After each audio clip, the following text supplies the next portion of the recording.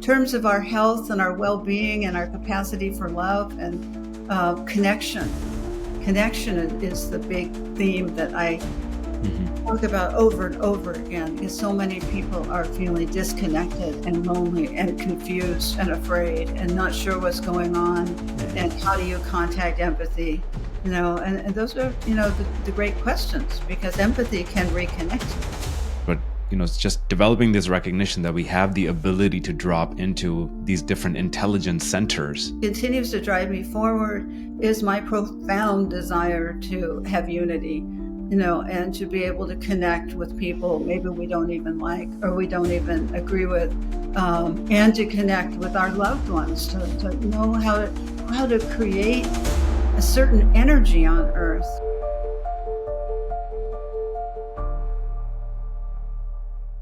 Welcome to Conscious Conversations. I'm your host, Nitin Garg, and I'm here today again with my co-host, Nick. Hey, Nick. And today we're going to be talking about a very important topic, empathy. And we're going to be talking about empathy with our esteemed guest here, Judith Orloff. Hi, Judith. Welcome to the show. Hi, thank you. I'm excited to be here. Awesome. Likewise. Yeah, we're very excited to have this conversation with you. Judith, you are a New York Times bestselling author and a UCLA faculty member. You're a psychiatrist, an empath, which we're going to define very soon for those that may not be familiar with that term. And you're the author of The Genius of Empathy, which has a foreword by the Dalai Lama himself. And I just want to quote something the Dalai Lama said about empathy and how essential it is for our conversation today. One of the lines in the foreword in the book, he says, "Cultivating a sense of our common humanity is a way of creating empathy, which can be the basis for creating a happier and more peaceful world." And we know we need a happier and more peaceful world. So we're really looking forward to this core skill that all of us can benefit from. Judith, I'll pass it over to you and would love for you to kick us off with a brief meditation. I know you have a grounding meditation for us today, and then we'll go into learning a bit about yourself from you, just what led you to doing this work around empathy. I know you've done this work for a very long time, and also just any key moments in your life that have shaped your journey so far. All right, we'll start with the meditation. Empathy, it comes from here. Not so much from here, a little bit from here. Cognitive empathy. No, that's a type of empathy I talk about in the book.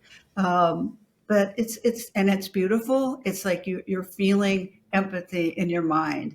I'm sorry that this happened to you. It's more of a cerebral empathy, which is fine, but yet it doesn't go to the heart, which is another kind of empathy.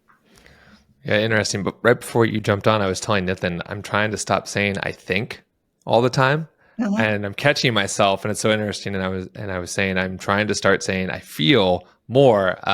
So interesting. You've already brought in that piece of getting out of the mind and getting into the heart. That is really the work I've been focused on for a while now. So very cool that we're all aligned and attuned with that aspect. That's wonderful. And in terms of our health and our well-being and our capacity for love and connection is the big theme that I talk about over and over again, because so many people are feeling disconnected and lonely and confused and afraid and not sure what's going on. And how do you contact empathy? And those are, the great questions, because empathy can reconnect you. Yeah, and just this recognition also of that we have, conscious access to, okay, when do we want to be in our more analytically oriented brain, and that we have access to be able to drop into our heart. Yes. And like you were saying, opening up the heart, like that itself is an act of, okay, I'm tuning in, I'm opening up, becoming more receptive. And even other energy centers, but it's just developing this recognition that we have the ability to drop into these different intelligence centers, as what I often refer to and have heard talked about. Judith, I'd love for the audience to get to know you a little bit better, and tell us a little bit about just what led you on this journey to becoming such a renowned speaker and authority on this topic and doing so much work in this space? And what continues to drive you forward? Well, I'll answer the last one first. What continues to drive me forward is my profound desire to have unity, and to be able to connect with people maybe we don't even like or we don't even agree with, and to connect with our loved ones, to know how to create a certain energy on Earth rather than, if you look at the history of mankind, it's all about wars. There's one war after another, Genghis Khan and the Russians, and everybody is warring constantly. And you think, is it reasonable? Is it even possible that empathy can help with this, the warring instinct?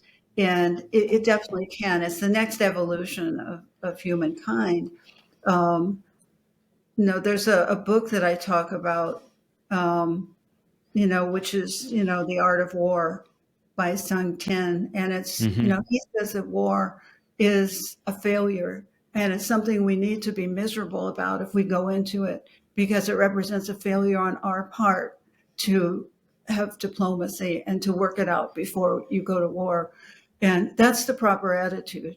That isn't the attitude people have usually. It's like, for, all the wars, they're endless. And so my passion is helping people trying to find peace within themselves, which is the start. You have to find empathy, self-empathy in yourself. You have to not demolish yourself and beat yourself up and scare yourself to death with whatever you're telling yourself. You have to be able to shift from that into the heart. And so I'm endlessly passionate about that. And also as an empath, it's very important to me. It's beyond essential that we all connect as humankind, and recognize we're all one. Empaths know that. That's a no-brainer for an empath. You just feel it. It's not a debate. It's not, well, what if this, what if that? It's like, I'm connected to you. You're connected to me, because we all have human bodies. We all have issues, to work with, and we all have challenges. We all have triumphs. And we're very similar. And even though people are, wanting to polarize, I believe we're all similar, and empaths know that. And that's why they're wonderful stewards of the earth, because they know the connection with the earth. It's not an issue. It's, if you have a damage to the earth, if you have climate change, you're not going to be debating it for the next 10 years. You're going to be feeling it and doing something about it, and not wasting years and years debating whether it exists when you can see our nature shriveling, our earth suffering. So you asked what my passion is, so that's part of it too. But in terms of what got me into this kind of work, I was a empathic child. I was an only child of 2 physicians, and I had 25 physicians in my family. And I was a very empathic child, and they were more scientifically oriented. And so I would have dreams oftentimes that would come true, or I would have intuitions that I would share with my parents about their friends, which they never liked. I mean, that's a little girl sharing about, I don't trust this person. It's hard, for doctors. A family of doctors or two, and then when it would come true, eventually they told me, just don't mention this again in my house. So I grew up believing there was something wrong with me, and that I was ashamed of my empathic and intuitive abilities.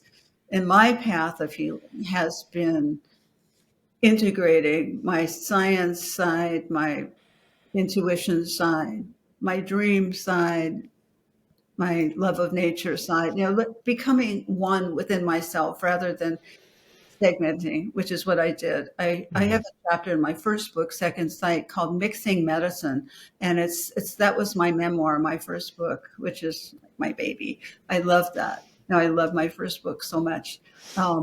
But anyways, Mixing Medicine is, how do you combine traditional medicine with intuition and empathy? How does a physician, how does a healer combine all this? rather than having to be one or the other. And, that's been my path. And empathy and intuition I think, are the two most important guideposts in the way I teach, and also integrating with the analytic mind. But helping people open up their intuition and their empathy, and teach people how not to absorb the negative energy of the world or the negative energy of others, so it exhausts them or makes them sick. So that's the short version of what I teach and what's in the genius of empathy. Right. Very cool. There's, I'd love to share. And Judith, I'd love to share. I had hinted before we jumped on, there's a little story I wanted to share. So when your team reached out to us to be on our show, and we researched you, and I was like, wow, like, you've got so much, you're bringing so much knowledge around empathy and intuition. And then last week, as I was researching you, and I'm going, I know this name, and it was like gnawing at me, and I'm going, why do I know this name, Judith Orloff? I know this name. And so anyways, long story short, I went into your Instagram, and I'm looking through there, and I see that a previous student of mine, it follows you on Instagram. And I haven't talked to her in like a year. And I reach out and I go, hey, Courtney, I go, do you know this Judith Orloff? Have you studied with her? And she goes, yeah, I know of her. And I go, well, how? She goes, you gave me her book, Second Sight, 5 years ago to read because you wanted me to start working on my intuition. And I was like, holy crap. I read your book 6-7 years ago. And it really opened me up to be okay with my own intuition, and especially as a man. So it was just so full circle that I'm going, I know this person. And then the student I haven't talked to in a year is the one I messaged intuitively. And she goes, yeah, of course you know her. You told me to read her book. So, and it was given to me by a friend who's a psychiatrist in Santa Monica, who she said your book really changed her life. It was given to her by her aunt, who are all empaths. And it was one of the guides she's used to open herself up to empathy and intuition. So I just thought that was such a full circle story that I've read your book, Second Sight, and it really opened me up. And here we are today, 6-7 years later, talking about it. So it's a very cool serendipitous moment for myself and some students. It's exciting. Yeah. Yeah, that's the great thing about leading an intuitive life. When you have those synchronicities happen, then your life kind of gets on fire. You get in the flow of things, and you get in the patterns and the algorithms of regular life, the algorithms of energy, how we flow with, how the energy is moving. And I love that. So whenever there's synchronicities or cosmic winks like that, it just makes me feel like I'm in the right place. It's just this is good. Agreed. And I've stopped trying to figure those out, by the way, for anyone listening. It's like, how did that happen? It's like, who cares? It did. It was amazing. It's really cool. Can we jump into defining a couple things to kind of set up the conversation of maybe the difference between empathy, compassion, and then being an empath? And then we can dive into some deeper aspects of each. Yes, empathy is the ability to feel what's going on in another person. It could be heartache or it could be joy. And so your capacity to attune, I attune with you, whatever you're going through, I attune with you. And that's my empathy. Compassion could be a little bit different. I mean, they're both, married to each other. Empathy and compassion, they're, like this. But empathy is more feeling what's going on with somebody else. But compassion is more feeling it and then taking action, and going, let's say your neighbor doesn't have food. You'll go to the market and get her food. And that's a compassionate act. And so people are talking about compassion these days as being better than empathy in a way, because you don't absorb anything. With empathy, you are deep, you connect, but you leave yourself open to absorbing other people's experiences of life and emotions, which you take on, and it's quite a challenge. But there's so many tools that I talk about in terms of how not to do that. You see, so compassion is a little less intensive in terms of the inner work you need to do, in a way. And empathy is, I feel you, I feel what you're feeling. I get it. and I'm not absorbing it. You see, that's my preference, but each person has to make up their own mind. And then the empath, an empath is somebody who has empathy, but also is very, very sensitive to the world and can feel everything, what's going on in you, what's going on in the animals, what's going on, with the earth. They pick it up and absorb it like a sponge, an emotional sponge. And so it's important for empaths to be empaths, but learn how not to absorb, learn how to set boundaries, learn how to practice shielding, learn how to step away from somebody instead of looking deep into their eyes so you're sucked into the energy field. Learning, how to not tune into people everywhere you go, because empaths, like to do that. They're just everyone. They want to know what's going on. And that's a formula for defeat. You're going to get really tired if you do that. Plus, it's none of your business to do it. And so have very clear boundaries with how you operate in the world as empaths. And empaths have gifts of intuition. They have gifts of connection. They're often very creative people, and those in the healing arts, who love to give. Mm-hmm. But again, the downside of giving, and there's a chapter on healthy giving in the genius of empathy. The downside of giving is that you give too much, and you give too much of yourself away, and then you have nothing left for yourself. And you might even feel guilty about saying no to people. And that's something you have to work with. So these are skills that empaths need to work with so they can enjoy their empathy, which is so ecstatic. It's so beautiful. To be able to connect is a great gift, but learning how to take care of yourself is a skill that empaths need to learn. I feel like you're talking directly to me. It's really landing.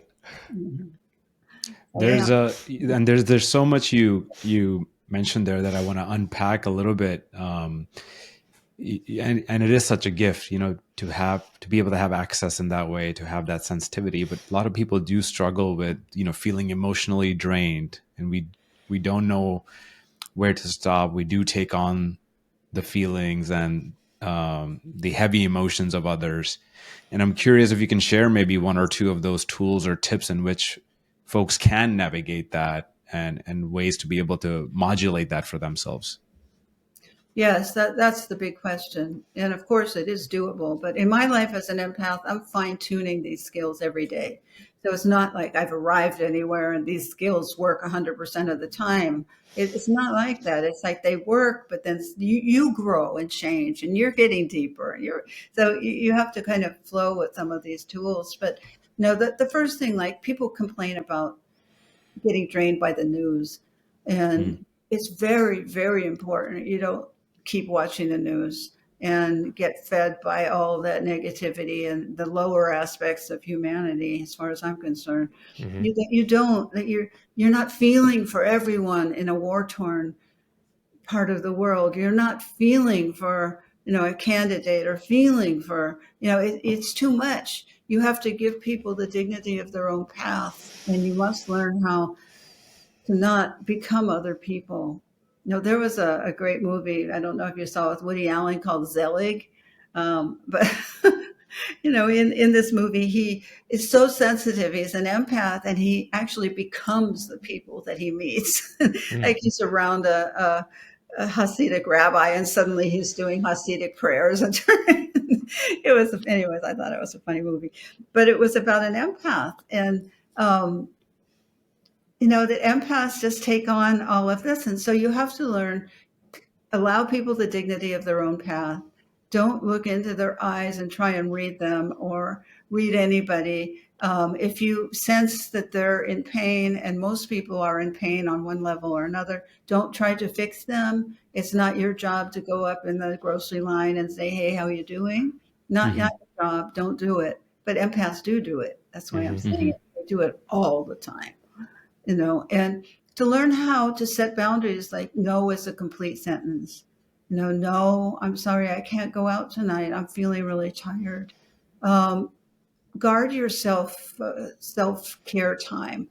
Have alone time. Empaths replenish themselves with alone time. You need to give yourself that. You can't just keep rushing around. I know that the challenge of those who have young children, it's more sometimes than other people because it's constant energy input. But still try and find a little bit of time, as empaths go on sensory overload. And that happens. And what that feels like, it's really painful. It's like too much is coming in too fast. And you might get all these symptoms in your body because your triggers are all activated and you're overwhelmed. And you must turn down the volume. You must turn down the level of stimulation at that point. And what that means, what you do is you go in your room and you close the door and you tell whoever is there, I need to take a break right now. And, let me have this. And so you bring yourself back down again as soon as possible. But empaths often let it go on too long.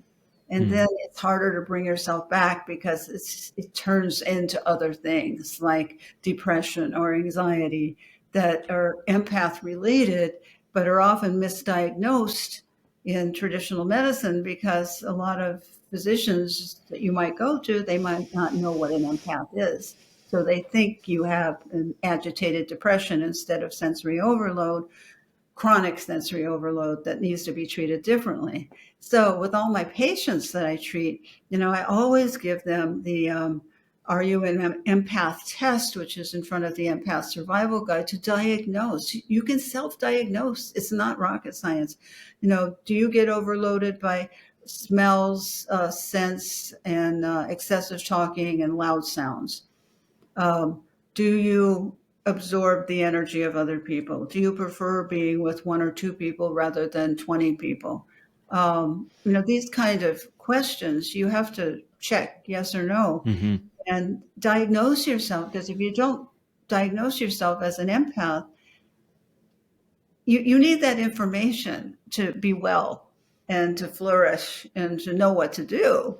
So it's important to know if you're an empath, if you're that absorbent in your nature. It's like holding something with 50 fingers instead of 5. Like if you compare yourself to a non-empath. And I'm not saying one is better or worse. Not at all. Not at all. It just is. Yeah. Because I am one, and I had to really work hard at finding these techniques that I'm sharing with you in the Genius of Empathy, because you need them and they work for me. And some might work for you and some might not as well as others, but you have to try them so that you have your toolkit and you know what to do. And you're not just scared to death of going outside because you're going to get overwhelmed. Yeah, that's... I just want to say, I love the framing of the framing that you provided at the very beginning of just respecting the dignity of others. That, these days, just being so connected via the internet, the news, etc., we see so much, we experience in a way so much, as much as we keep reading and exposing ourselves. It's difficult not to sometimes feel what is happening in others' lives and worlds, etc. But I think you brought up a beautiful point around respecting the dignity of others, in the sense that they are going through their own unique experience, good or bad, positive or negative, but it is their unique journey, and we have to let people be with that, versus feeling like we're the fixers, or we can, somehow we're supposed to intervene all the time. Exactly. That intervention, I understand it. And I'll tell you, I wish I could heal everyone on this planet. If it was up to me, I would heal everybody if I could. Yeah. But it isn't up to me. And it's not up to you either. That isn't how healing works. You can work with yourself as an empath. That's for sure. You can heal and learn how to shield and learn how to protect energy and learn how not to dive into the belly of the beast when it's not going to do you any good. You're just diving into darkness and there's nothing there for you. So that's what people do because they're so good-hearted, or get involved with a narcissist or a sociopath or a psychopath. That's what empaths do because they want to fix people. And here's this person, and it's very dangerous to do that. So I just want to say, for techniques, it's important to set boundaries. It's important to honor the dignity of somebody's path. It's important not to get overly zealous in terms of tuning into other people or feeling that it's your business to heal them. You know, if somebody comes up to you and asks for help, that's different than you going after people in the world because you feel their pain. And yes, you do feel their pain. Everybody's in pain, to some degree or another. And everybody, is happy too. Empaths tend to gravitate towards what needs healing rather than the happiness. So, there's a lot of good energy out there in the world, even with everything that's going on. And what you said earlier about nature, what you said about you being with your wife, to be able to breathe in those energies, an empath needs to take in the positive energies, and that will open up the heart, replenish the body, and you're not always thinking about fixing others. And you have to see yourself as separate than others. You're connected through energy, but you're also separate in terms of your path. And so that applies to your children, your spouse, your friends, your coworkers, everybody.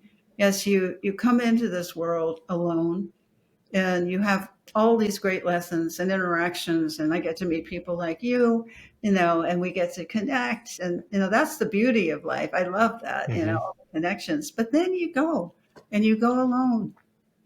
Well, and that's just how it is. You might not like it, but you go alone. And so you want to develop all this while you're here. And you need to set your priorities about what's important.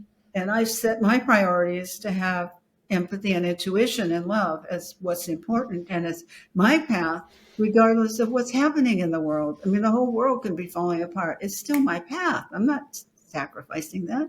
You keep walking, when people ask me, and they do, what do I do next? What do I do? Just keep walking your path and make sure it's your path. Just one foot in front of the other sometimes. And empaths need to have self-empathy. I have a whole chapter on self-empathy, which I hope you look at, because it seems like we'd want it, but it's the hardest thing to find. It's much easier to have empathy for other people than it is for yourself. I've had that conversation with therapist friends over the years, and it's like, yeah, we can have it for our patients, but what about ourselves, when things are going on? How can you give yourself a break? And how could you be kind to yourself and talk to yourself in a loving way, when things are falling apart or you're feeling so much pain, you just can't even bear it.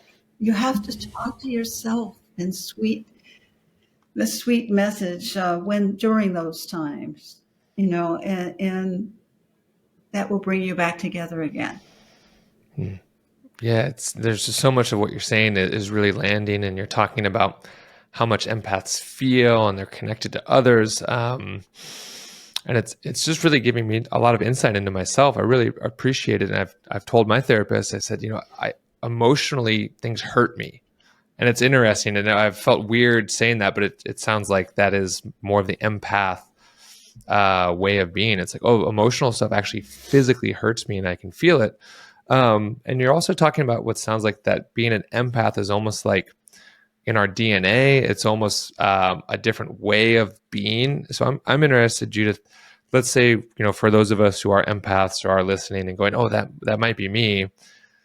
We understand connection and unity and different points of view. And I can only speak for myself. Sometimes I struggle with why other people don't see that. And I find myself getting in this space of like, guys, it's so easy. We're all people on our own journey. I can understand you. We can disagree, and that's okay. So I've been struggling lately with others' inability to kind of see that and understand that. Do you have any tips for the empaths that may be struggling with that reality? Well, it is a reality, and you have to look at human nature. And I'll take you through this in the book in terms of identifying types of people. And I don't mean to, to stereotype types of people, but you need to know if you're with a narcissist, a sociopath, or psychopath, because they have empathy deficient disorder and they're not capable of feeling empathy. They can be very charming and, very likable and fun to be with. But when it comes to a relationship, they can't really do it because they don't have the same empathy wired into them. So if you look at them and go, I can't believe this person doesn't have empathy, they don't. Some people just don't. And then other than that category, and there's a whole chapter on recognizing those people because they're dangerous for empaths. And if you are with a narcissist and you have to learn how to identify them, I don't think that's really your issue so much as just you want to understand human nature. But if you are, and these people are charming, they hook you in, like your new best friend, your new soulmate, whatever. And then the minute you try and do something that isn't part of their path, they become cold, withholding, punishing, gaslight you. I mean, they're all in the news now. So everybody knows about these people, but they don't have empathy and just don't. They're not wired neurologically that way. And there are other people who've had history of trauma, or they're extremely intellectualized and just want to stay in their head and don't want to come into their emotions or their heart because they see it as a weakness. And, this is how some people are raised. And so they don't, if you ask them, do you want to come into your heart? They'll just laugh at you. What they want is power. And that's very different than what empaths want, which is love and connection. All right. And so there are some people, they may not be, narcissist, psychopath, or sociopath, but they're interested in something different than empaths are. You're interested in connecting. They're interested in rising up the scale and having power over other people. That's what gets them off. And it's a different thing.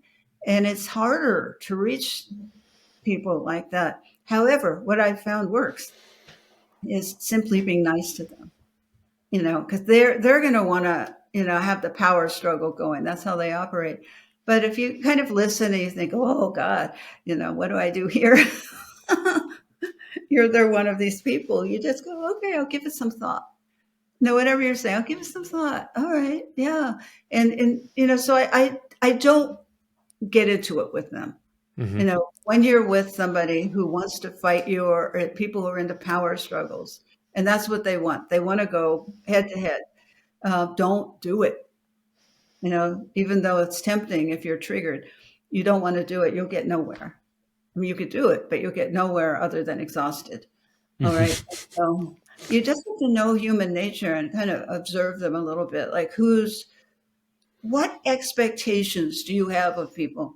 It's very important that you look at the people in your life and see what your needs are and see if the expectations are realistic for those people.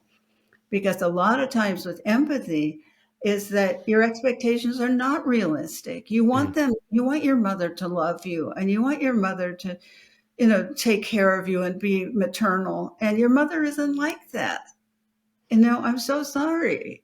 You deserve to have a loving mother, and you could find a loving mother if you could get a surrogate mother, other women who are nurturing and giving, but this particular mother isn't going to give you that. And if you give, as I've gone through this with so many of my patients, and if you stop going to the mother for what she can't give, that's a more realistic way of dealing with her and accepting her for who she is if you want contact. And then the fight is diminished. You're not always, why isn't my mother giving me what I need? No. Yeah. And I'm so empathic. Why isn't my mother more empathic with me? Those are the kinds of struggles that you can go through for decades, until you really get clear on what the person is capable of, not what you want them to be, but what they're actually capable of. And not everyone is capable of empathy. So it sounds like really identifying who or what type of person we're interacting with, and then also maintaining a sense of neutrality within ourselves and saying, this is perfect. This is who they are. And if I'm going to interact with them, I understand that this is how it is. And releasing expectations and releasing pictures of how it should be sounds like some of the tools that you're really highlighting there. Yes, and you can still have empathy for her. You just don't have the expectation she's going to return it. Yeah, and it's what we're talking about is so much easier said than done. Yeah. Because relationships by nature, like even when you were talking about, one of the most I would say, revered relationships of a child to a mother, and not having that reciprocation of love that the child is seeking, almost makes me wonder, because we talk about how when we're experiencing someone and who we're experiencing, how much of it is a result of their own upbringing. So I wonder, a question that's coming up for me, Judith, is like, is it people lack empathy, or is it a result of how they were raised, and the environments that they grew up in, that they became a certain way? I'll share a personal example. I found that in my early years, I went through so much. I probably was an empath, and went through so much emotional pain in different life circumstances, whether it was just love or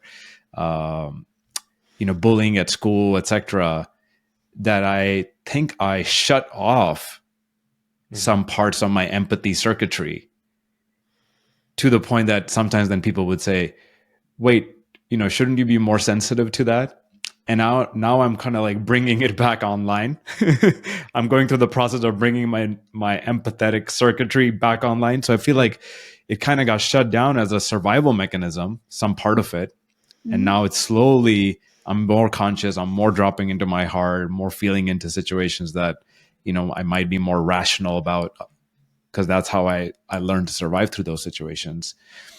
How much of it is how we're raised, or what circumstances we've gone through in life? Well, you just said it very, very articulately. Yes, our upbringing can affect what happens to our heart. And if we're in a chaotic, overwhelming, or hurtful environment, we'll shut down. A lot of people shut down. A lot of empaths don't shut down, which is a problem, because they don't have that ability to shut down if it's toxic.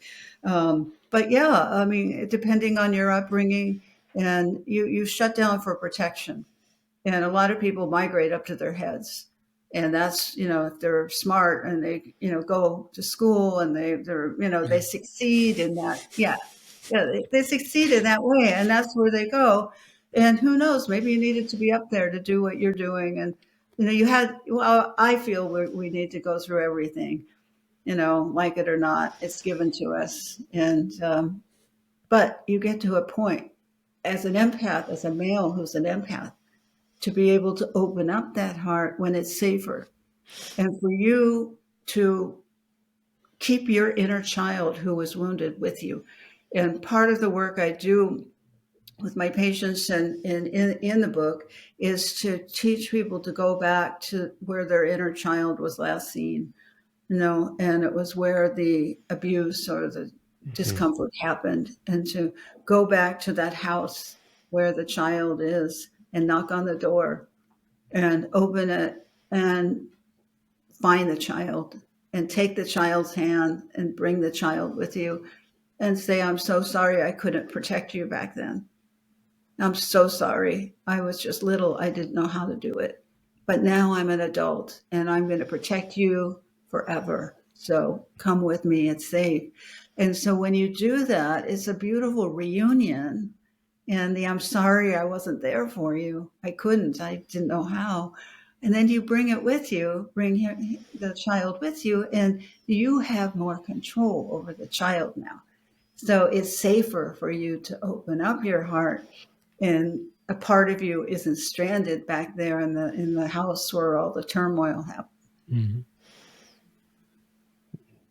Yeah, I just got some really strong images of my childhood and in the home, and pulling little Nicky out of there and telling him it's okay. And it's so interesting you're talking about protection. That's actually one of the main things I've been working in therapy for the last year, is releasing this protective energy. It's almost like a protective fascia that feels like wraps my emotional body. And I'm learning to release the protector, and that it's okay to let it go, and I don't have to take care of others, as I was taught, to be as the parentified son. And I think of what you're talking a lot about is, adaptive versus maladaptive behaviors, right? We learn these adaptive behaviors to protect ourselves.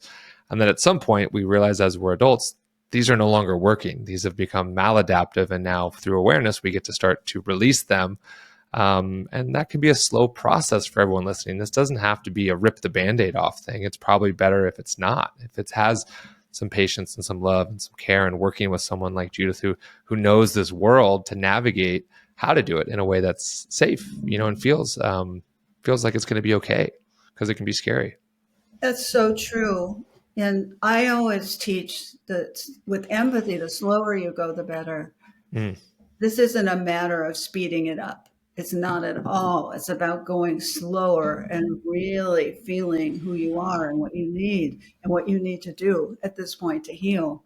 It's not doing it fast and like, now it's done and I could go on with It's not my a check the box.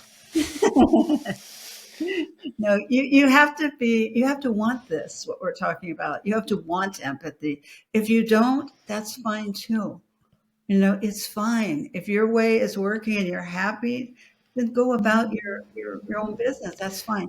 And But a question, when you say want empathy, is that almost like we're saying you have to want love in your life? Is that similar in how we're describing that? empathy is the door to opening up love.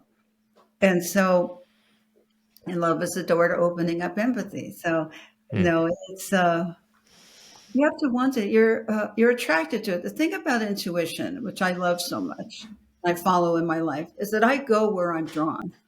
I don't convince myself of anything, because it doesn't do any good. If I convince myself of something, it won't work out right. And so I'm very into where I'm drawn, what people I'm drawn to, what subjects I'm drawn to write about, what, where the flow is taking me. And so, that's really important. So with empathy, it's the same thing. If you notice that you're resonating with what we're talking about, then you're drawn to it. Then something in you at least is curious and you want it. If you're feeling nothing and you're feeling no attraction whatsoever, so be it. That's fine. Sometimes you won't have an attraction to things, and you have to honor that. But I know from experience, so many people are empaths and so many people are longing for this level of connection. There's plenty of us out there that, are growing and learning and expanding and shining the light, the empathic light in the world. And, again, if you don't want it, that's fine too. Right. Just lead a happy life, whatever you do. Yeah, again, respecting the individual wishes and people's individual paths. But there does seem to be an uprising for people seeking deeper community, deeper level of connection, especially in this age of just over-connected technology. And, it's like we're connected to the entire world, but yet disconnected right where we're present. So people are navigating that great divide almost. One really important question that I wanted to ask you, Judith, is how do we have empathy for those that we disagree with? There's so much polarization in the world. There's so many opposing viewpoints, and people are, whether it's our elections, our political reality, the geopolitical reality, where frankly wars are on the rise in the world at this point. I know you talk about this topic in the book, and I would love for you to bring that into our conversation for a couple of minutes. Just how do we cultivate or approach this space of empathy for those that we disagree with and may not like? Mm-hmm. Well, that's not only in global terms. You might not like your office mate. You might not like whoever is right next to you. You might not like yourself. Yeah, well, everybody doesn't like their self to a certain degree. Like is very arbitrary, who you like and personal preferences of who you like or who you dislike. That's just, arbitrary. But it's more of a philosophy. Do you want to keep hating people and seeing the differences in them rather than the similarities? Do you want to not be tolerant? Do you want to not be patient? What kind of life do you want to lead here? I mean, this person, I might disagree with everything they say, and I can let them have it. I'm not going to change them, probably. But I can be with them in the most positive way that I can be in them and with them. And that's not challenging them. And by saying, and I do say this with people, I'm going to give that some thought, even though my inside is screaming, how can you believe that? That's more of the personality level. But when you change the energy of an interaction from the expected to the unexpected via kindness, it affects people in really interesting ways. And that's what I like to see, because they're not expecting you to be kind to them. And you're not at all saying, I believe in what you're saying and I agree with you, or I forgive it. You're not saying that. You're just being with them in a quite a different way, other than judging and polarizing. But it's not a Pollyannish thing. It's more of where you're willing to go energetically with anyone. Are you going to go down with them, or are you going to be able to hold your own and then walk away quickly? You don't stay there and debate with them. I mean, that's one thing. Do not debate with people who are just going to argue with you and, have destructive views. If someone's arguing for, not taking care of the earth, I don't think you're really going to get very far with them. It's not, you just say, I hear what you're saying, so be it, and end it. You don't want to waste your energy like that. But if somebody wants to have a productive debate, on how we can make things better, that's different. So again, it goes under the category of empaths shielding themselves and showing respect for others, even though you might not like them at all or agree with them. But it's about you. It's not about them. It's about how you can rise up in a situation rather than stay at that low level. And that individual act that somebody can make, I think, is enormously transformative for ourselves and others. As if you start doing it and I start doing it, we don't have to interact or agree or anything with these people, but we cannot go in the same place they go. And it's very important, those kind of dynamics. And the same with your family. They know how to press your buttons, or your mother, right. They know how to get you, and that's what their job description is. So you can learn to center yourself. And in the book, I have a lot of information about avoiding triggers and what to do when you're triggered and how to react in a certain way. You react with strength, but you don't react with impulsivity.